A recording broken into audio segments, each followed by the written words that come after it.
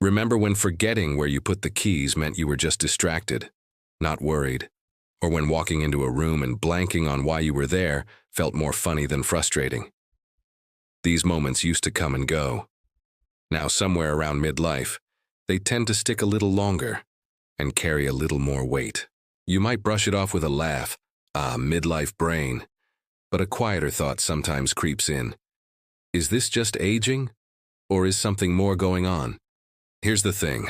Our brains are doing a lot of heavy lifting by the time we reach our 40s and 50s. We're juggling work, aging parents, our kids' futures, our own health. And somewhere in the middle of all that, we're supposed to sleep well, eat clean, stay sharp, and maybe remember our email password. It's a lot. And yet, deep down, most of us want the same thing: to protect the version of ourselves that's still witty, present, reliable, still us. That's why today's topic matters so much. What if some of the forgetfulness or fog isn't just about getting older or being busy, but about something you're taking every day?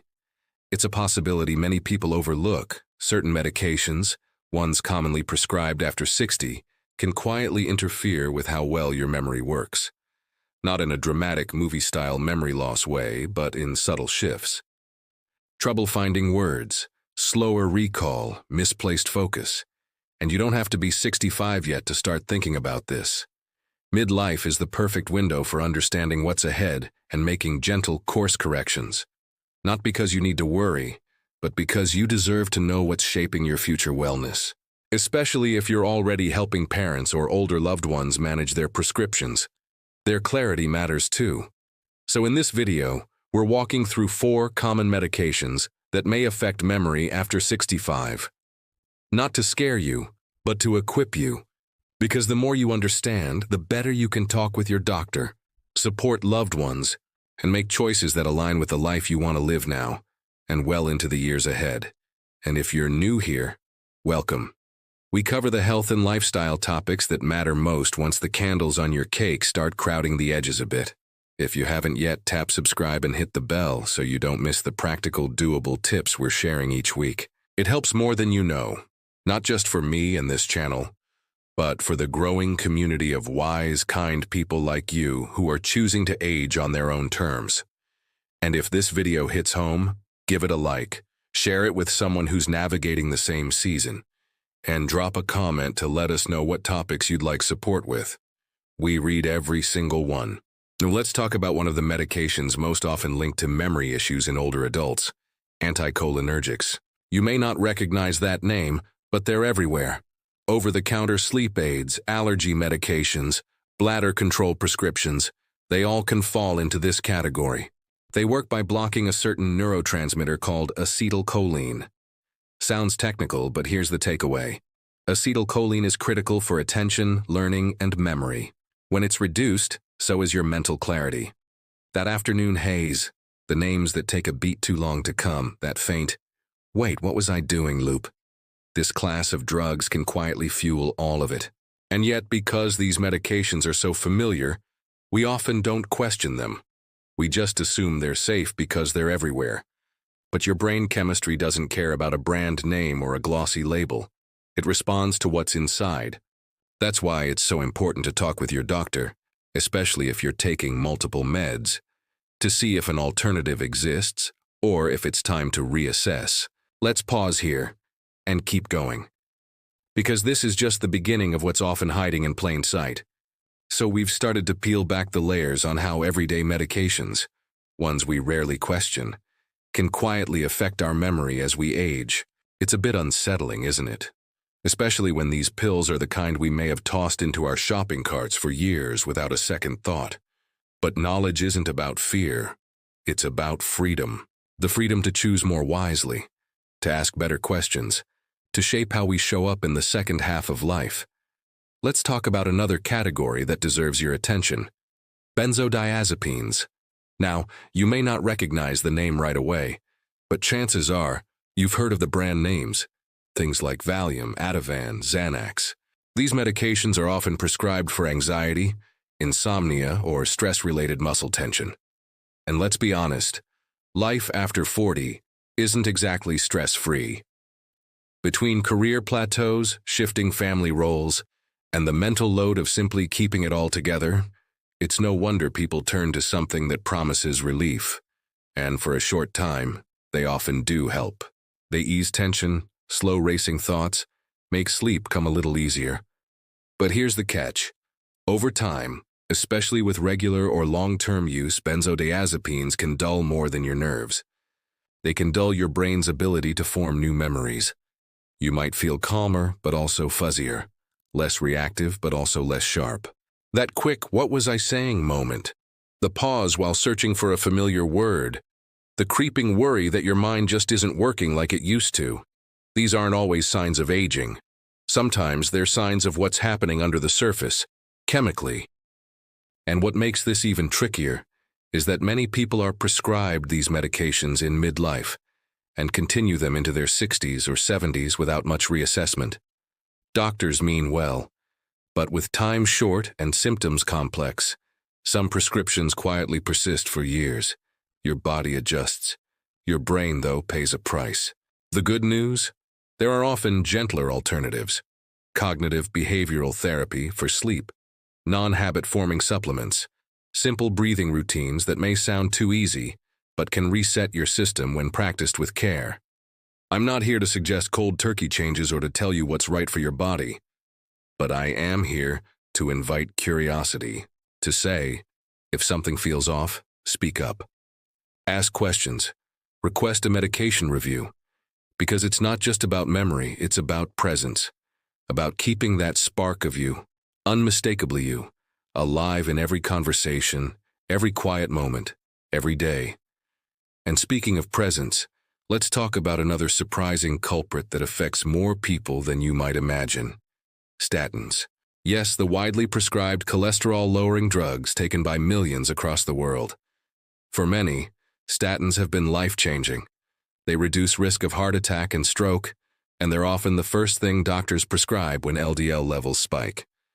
And to be clear, these medications can absolutely save lives. But as with everything, there's nuance. In a small percentage of people, statins have been linked to cognitive side effects, brain fog, short-term memory lapses, mental fatigue. Scientists are still studying the why, and not everyone experiences it. But if you, or someone you care about, started feeling a little less mentally sharp around the time a statin was introduced, it's worth a second look. Because health isn't just about numbers on a lab report. It's about how you feel in your body and mind each day. If your cholesterol is perfect but you feel like you're living in a mental haze, that's not success. That's a trade-off worth talking about. What many people don't realize is that there are different kinds of statins, different doses, and even lifestyle strategies that can work alongside or in place of them. But those options don't come up unless you bring them up.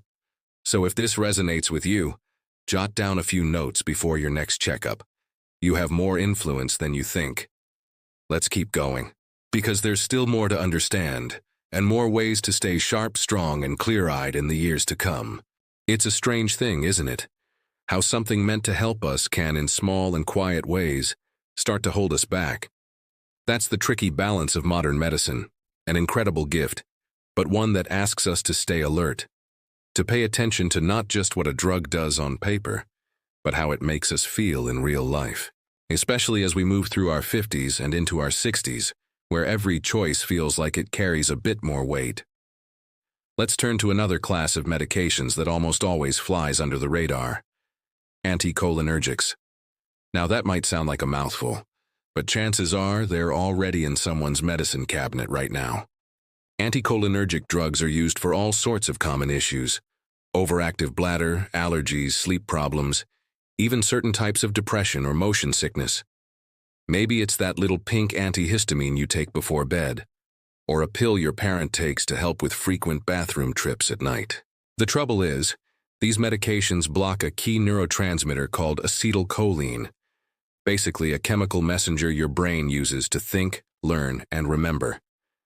When you interfere with that system regularly, especially after age 60, memory can begin to falter.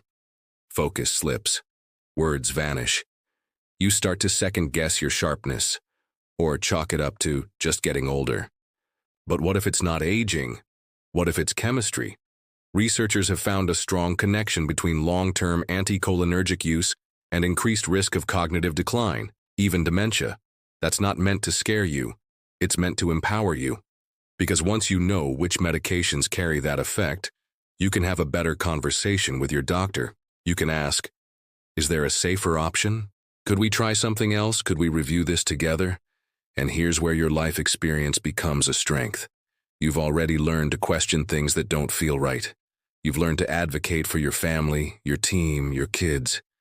Now, it's about learning to advocate for you, your clarity, your presence, your future. If you take something for sleep, for allergies, or for your bladder, take a moment and check the label. Or just bring the whole list to your next appointment and say, I'd like to review how these might be affecting my memory. You'd be surprised how many clinicians appreciate that kind of initiative. It makes their job easier and your path forward clearer. And while we're talking about clear paths, let's address a category that's been a quiet concern for decades: antipsychotic medications used off-label. Now, before your mind jumps to something extreme, let me explain. Many people in their later years are prescribed low doses of medications originally developed for serious psychiatric conditions, but not because they have those conditions. These medications are sometimes used for sleep, anxiety, agitation, or even persistent nausea. They're often given in nursing homes or assisted living settings to keep things calm. Sometimes they're prescribed after a stressful medical event or surgery. Other times they're handed out without much discussion at all. But here's the problem. These medications can slow thinking, blunt mood, and, when used long-term, impact memory and even increase the risk of falls or confusion. For older adults, that's not a small side effect. That's a quality of life issue. So if you're caring for a parent or recovering from a hospital stay, or if you've been given a prescription that doesn't quite match the situation, pause. Ask, why this medication? How long is it meant to be used? What are the alternatives? Because the goal isn't just to live longer. It's to live with full awareness, with energy, with clarity, with moments you can remember and enjoy fully. And speaking of that, there's another often overlooked piece of this memory puzzle. It's not a specific drug, but a habit so many of us have picked up without thinking twice. Let's keep the conversation going. Because the small things you do today can shape how sharp and vital you feel tomorrow. It sneaks in so quietly, almost disguised as part of our modern lifestyle. We celebrate it for getting us through long days and sleepless nights. It's in your travel bag, your office drawer, even your kitchen cabinet. I'm talking about over-the-counter sleep aids and PM pain relievers. Those little pills we reach for when rest won't come easy, or our back won't stop aching after a long day. But what many people don't realize is that these harmless options often contain the very ingredients we've just talked about: anticholinergics. They don't come with flashing lights or stern warnings. Just a soft label that says nighttime or PM. And because they're available without a prescription, they feel safe, like something you can take regularly without a second thought. Here's the issue.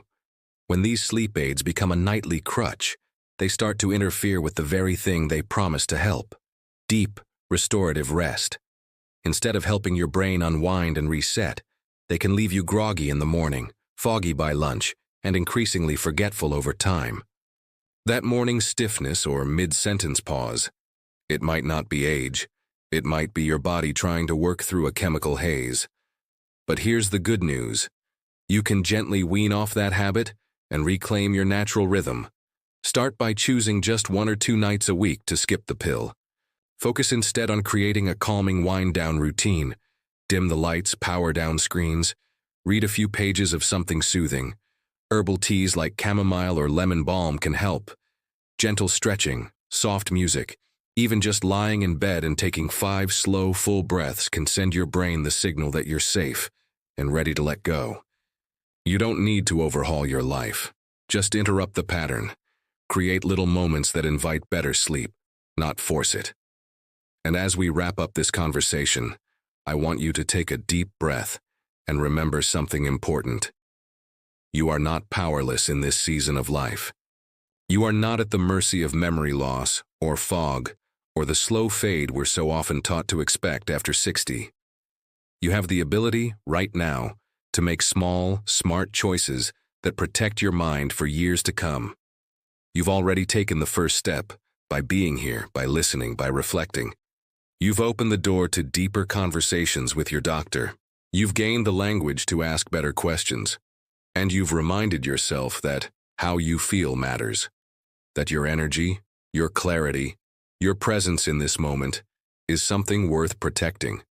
So what can you do next? Maybe tonight, you'll check your medicine cabinet. Maybe this week, you'll schedule that overdue chat with your pharmacist. Or maybe right now, you'll simply stand up, stretch your arms overhead, and take a moment to say, "My brain deserves my care." Because it does. Thank you for spending your time with me today. If this video gave you clarity or comfort, please give it a like and subscribe so you won't miss the future health and lifestyle topics we've got in store for you. It means more than you know, for me and for this growing community of thoughtful midlife adults choosing to age on their own terms.